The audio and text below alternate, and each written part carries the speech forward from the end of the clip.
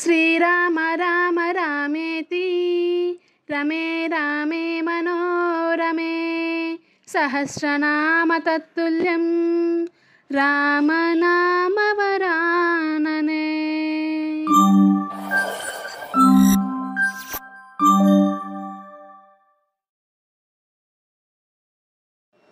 Happy Sri Rama Navami.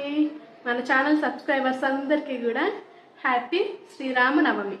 So ఈరోజు శ్రీరామనవమి స్పెషల్గా మన ఇంట్లో పులిహోర, అలాగే పాయసము, అలాగే పానకం ఎలా తయారు చేయాలో ఈ వీడియోలో చూపిస్తాను. స్పెషల్గా ప్రసాదాలు రెడీ చేసుకుందాం, అది కూడా టెంపుల్ స్టైల్లో ఎలా తయారు చేయాలో ఈ వీడియోలో చూపిస్తాను. సో టేస్టీగా టెంపుల్ స్టైల్లో ప్రసాదం కమ్మగా ఎలా చేసుకుందాము. మామూలుగా మన ఇంట్లో ఎప్పుడూ ఎక్కువగా చేసుకునేది ప్రసాదంగా ఎక్కువగా పాయసం, పులిహోర, అలాగే శ్రీరామనవమి స్పెషల్ వడపప్పు, పానకం, ఇవే కదా ఎక్కువగా చేసుకుంటున్నాం. సో దీన్ని టెంపుల్ స్టైల్లో టేస్టీగా ఎలా తయారు చేసుకోవాలి వీడియోలో చూపిస్తాను. సో శ్రీరామనవమి రోజున వ్లాగ్ వస్తుంది, సోమవారం రోజు వస్తుంది vlog. So I hope you like my videos and my content. If you like my content, please subscribe my channel and please like and share your family and friends. So వీడియోలోకి వెళ్ళిపోదాం. So let's get start. చిన్నప్పుడు పులిహోర కోసమే గుడికి వెళ్ళే వాళ్ళం కదా మనలో చాలామంది. అంతటి టేస్ట్ ఎందుకు ఉంటుందా అని అనుకునేదాన్ని, కానీ దాన్ని చేసే పద్ధతి, అందులో వేసే ఇంగ్రీడియంట్స్ అన్నీ ఆ ప్రత్యేకమైన రుచిని, వాసనని అందిస్తుంది. టెంపుల్ స్టైల్ పులిహోరని ఎలా తయారు చేసుకోవాలో ఈ వీడియోలో చూపిస్తాను. ముందుగా 2 గ్లాసుల బియ్యాన్ని నీట్గా ఒక 3 సార్లు కడిగేసుకొని పక్కన పెట్టుకోవాలి ఎసరబోసుకొని. సో తర్వాత 100 గ్రాముల చింతపండుని కూడా నీట్గా కడిగేసుకొని నీళ్ళల్లో నానబెట్టుకొని పులుసు తీసేసుకొని పక్కన పెట్టేసుకోవాలి. సో చింతపండు ఏంటంటే మనకి టెంపుల్ స్టైల్లో చేస్తున్నాం కాబట్టి చింతపండుతోనే ట్రై చేయాలి, నిమ్మకాయ అనేది వాడకూడదు. సో ఎసరు పెట్టుకున్న నీళ్ళల్లో కొంచెం పసుపు, ఉప్పు, అలాగే కొంచెం ఆయిల్ కూడా యాడ్ చేసుకొని అన్నం వండేసుకోవాలి. అన్నము పొల్లుగా ఉండాలి, అప్పుడే పులిహోరకి చాలా బాగుంటుందన్నమాట. సో కొంచెం ఉడికితే మాత్రము ముద్ద అయిపోతుంది. సో అన్నాన్ని పక్కన ఒక గిన్నెలోకి పక్కన పెట్టేసుకొని ఆరబెట్టేసుకోవాలి. అన్నం వండేటప్పుడు నూనె వేసాం కాబట్టి మెతుకు అంటుకోకుండా పొల్లుగా ఉంటుంది. సో ఇప్పుడు మసాలా కోసము పేస్ట్ రెడీ చేసుకుందాము. ఎండుమిర్చి, అల్లం ముక్కలు, ఆవాలు, మిరియాలు, కొంచెం ఉప్పు వేసుకొని కొంచెం వాటర్ వేసుకొని పేస్ట్ లాగా చేసుకోవాలి. సో ఇదేంటంటే ఇదే మంచి టేస్ట్ని ఇస్తుంది అనమాట మన పులిహోరకి. సో దీన్ని మనం రెడీ చేసుకొని పక్కన పెట్టేసుకోవాలి. తర్వాత బాండీ పెట్టుకొని నూనె వేసి అందులో ఆవాలు, జీలకర్ర, ఎండుమిర్చి, పచ్చిమిర్చి వేసి వేగిన తర్వాత అందులో కొత్తిమీర, కరివేపాకు, కొంచెం ఇంగువ పొడి కూడా వేసి కలుపుకోవాలి. బాగా వేగిన తర్వాత చింతపండు గుజ్జు వేసి అందులో కొంచెం పసుపు, ఉప్పు వేసి చిక్కబడేంత వరకు ఉడికించుకోవాలి. చింతపండు గుజ్జులో ఎక్కువ నీళ్లు పోసుకోకుండా చిక్కగా చింతపండు గుజ్జుని పెట్టుకుంటే ఉడకడానికి ఎక్కువ టైం తీసుకోకుండా ఉంటుంది. సో చింతపండు గుజ్జును కూడా యాడ్ చేసుకొని ఉప్పు, పసుపు కూడా యాడ్ చేసుకొని ఉడకనివ్వాలి. సో ఇలా దగ్గర పడేంత వరకు ఉడికించుకుంటే సరిపోతుంది. ఇలా ఉడికించుకున్న దాంట్లో కొంచెం బెల్లం పొడి వేసుకుంటే టేస్ట్ అనేది బాగుంటుంది. సో దీన్ని కలిపేసుకొని పక్కన పెట్టేసుకోవాలి. ఆల్రెడీ ఇప్పుడు మనం అన్నం వండేసి పెట్టుకున్నాం కదా, చల్లారిపోయింది. ఇందులో మనం చింతపండు గుజ్జును వేసుకొని కలిపేసుకోవాలి. సో అన్నాన్ని గెంటుతోటి గట్టిగా కలపకుండా కొంచెం నిదానంగా కలుపుకుంటే బాగుంటుంది. అన్నం అనేది పొల్లుగా ఉంటుంది. సో అదే బాండీలో మళ్ళీ మనము తాలింపు వేసుకోవాలి. 2 టేబుల్ స్పూన్లు ఆయిల్ యాడ్ చేసుకొని అందులో కొంచెం 1/2 టీ స్పూను మెంతులు, అలాగే తాలింపు గింజలు, ఆవాలు, జీలకర్ర, ఎండుమిర్చి ఇవన్నీ కూడా యాడ్ చేసుకోవాలి.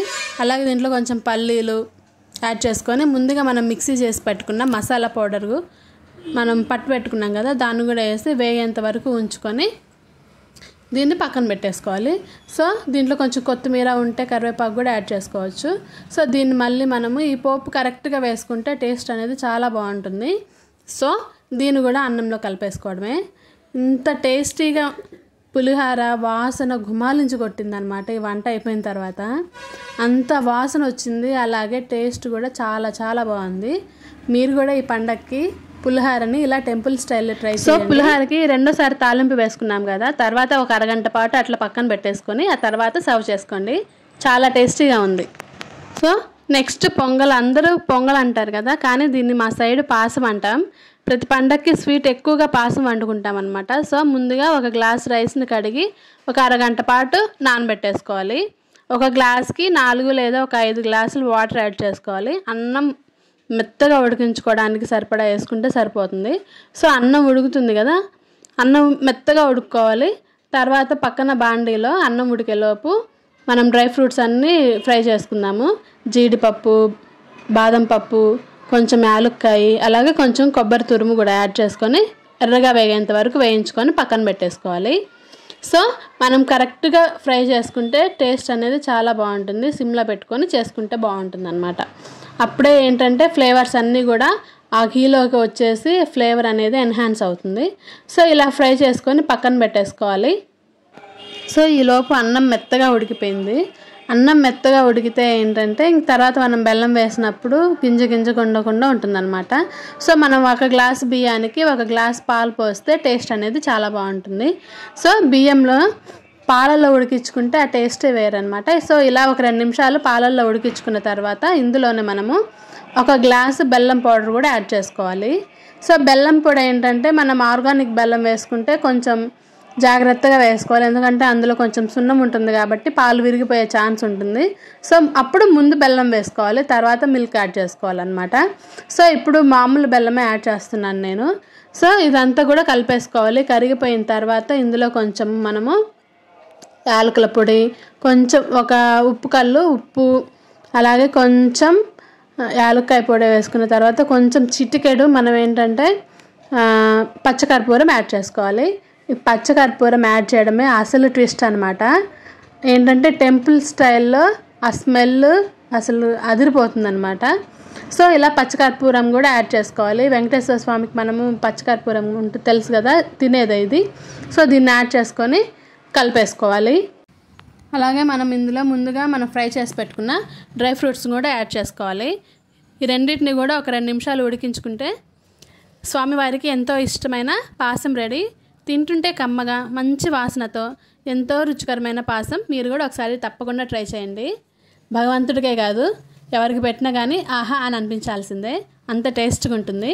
సో మేము పాసం కాంబినేషన్గా ముద్దపప్పు అలాగే నెయ్యి యూస్ చేస్తాం. ఆ 2 కలుపుకొని తింటుంటే అసలు చెప్పాల్సిన అవసరం లేదనమాట, అంత బాగుంటుంది. మీరు కూడా ఒకసారి తప్పకుండా ట్రై చేయండి. సో తర్వాత శ్రీరామనవమి పండుగ స్పెషల్ పానకం. ముందుగా ఒక బౌల్లోకి 2 గ్లాసుల వాటర్ యాడ్ చేసుకోవాలి, చల్లటి నీళ్ళు.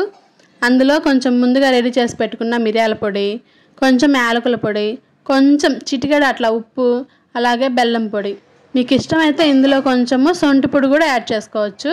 సో చివరిగా తులసి దళాలు వేసి కలిపితే పానకం రెడీ.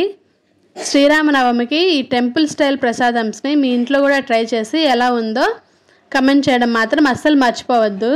మీ ఇంట్లో ఏ ప్రసాదం ఫేవరెట్గా ఉంటారు మీ ఇంట్లో జనాలు? సో దాన్ని కూడా కమెంట్ చేయండి. ఎవరు ఎక్కువగా ఇష్టపడతారు, స్వీటా హాటా?